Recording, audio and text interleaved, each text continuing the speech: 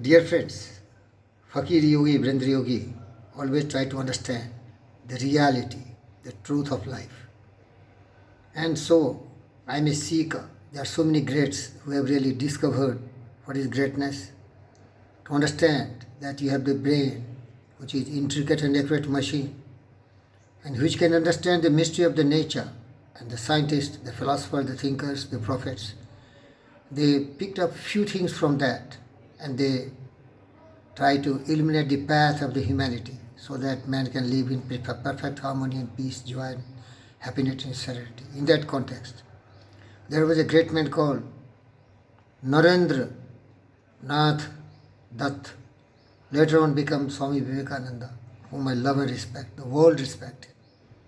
Today in this video, I am borrowing some of the parts of a great man who has really made some points, and I want to really share with you.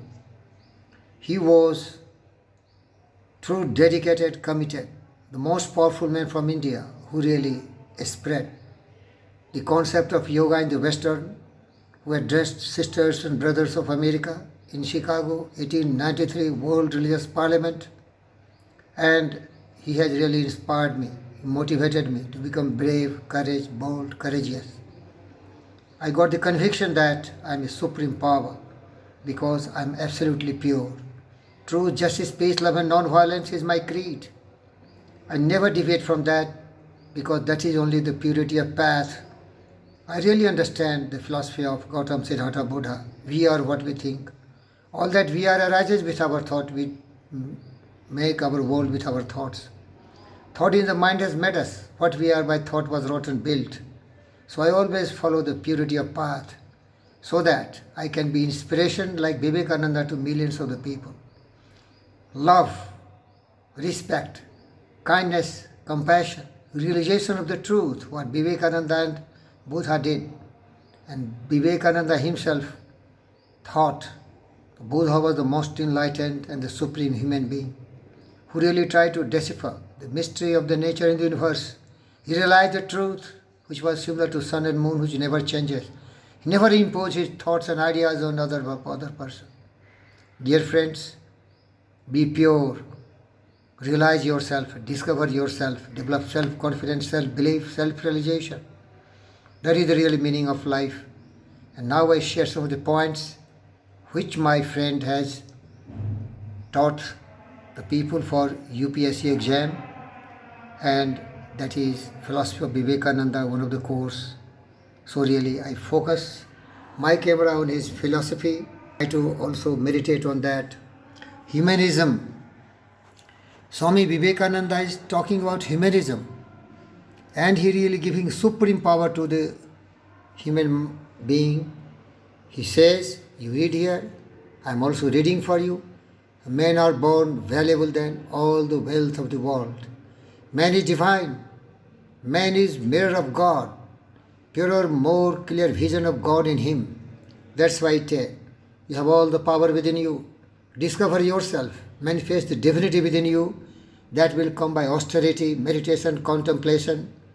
Try to understand who are you. You have the absolute power. You can do each and everything on earth. Never think that you are weak. So humanism is supreme power. Man is divine. Man is supreme.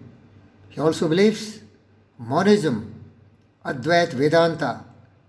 Like Sankaracharya and all great, human soul is part of the infinite, universal, omnipresent of force, Brahman. He telling all the creatures have emerged from the supreme universal power that is infinite intelligence. But that is sleeping within us. We have to awake it. We have to have self-discipline. We have to have self-control. We have to purity and mastery of our thought. And we have to have really the calmness in our mind to understand all these beautiful things. Human soul is part of the infinite, universal, omnipresent force that is the Brahman, infinite intelligence. Dear friends, the soul is eternal, unchanging, beyond birth and death, has infinite existence. Nature is changing, not the soul. But in delusion, we feel ourself is changing. Dear friends, these are something which is beyond our comprehension. We don't know there is a rebirth. We don't know there is a soul. Because I am a scientist, I will have some differences. But even Gautam Siddhartha Buddha talked about rebirth. But my best friend, Stephen Hawking, there is no rebirth, there is only one life. So we should glorify our one life. There I have differences with these kind of philosophers and thinkers.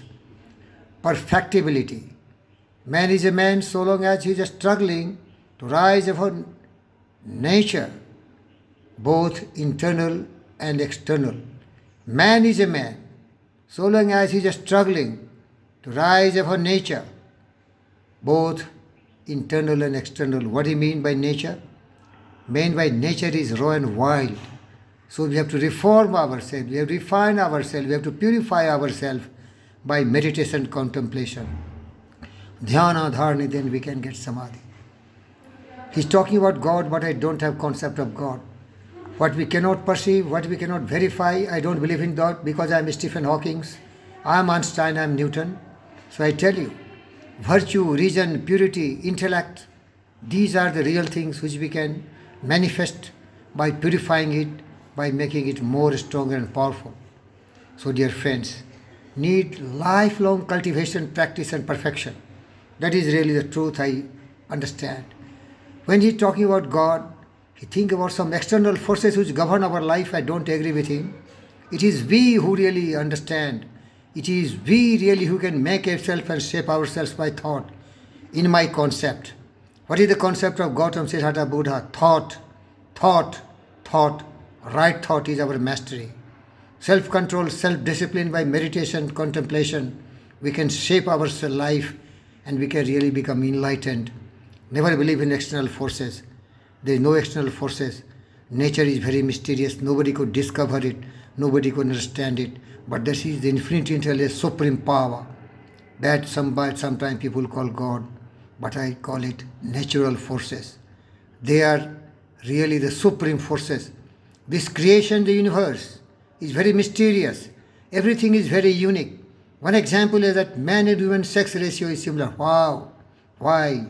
The greatest doctor of the modern time cannot create a baby boy or a female boy or a male boy.